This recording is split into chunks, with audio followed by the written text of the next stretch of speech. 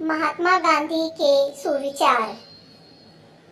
Number 1, थोड़ा सा अभ्यास बहुत सारे उपदेशों से बेहतर है। नंबर 2, पुस्तकों का मूल्य रत्नों से भी अधिक है, क्योंकि पुस्तकें अंतःकरण को उज्जवल करती है।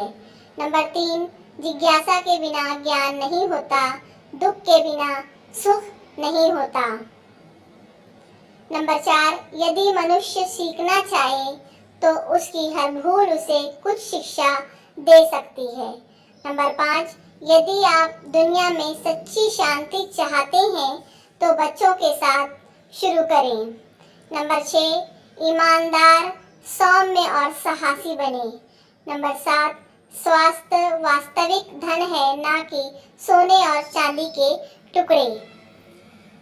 नंबर 8, सत्य बिना जन समर्थन के भी खड़ा रहता है, वो आत्मनिर्भर है। नंबर 9, कुछ लोग सफलता के केवल सपने देखते हैं, जबकि अन्य व्यक्ति जागते हैं और कड़ी मेहनत करते हैं। नंबर 10, शांति के लिए शिक्षा जरूरी है। Thanks for watching.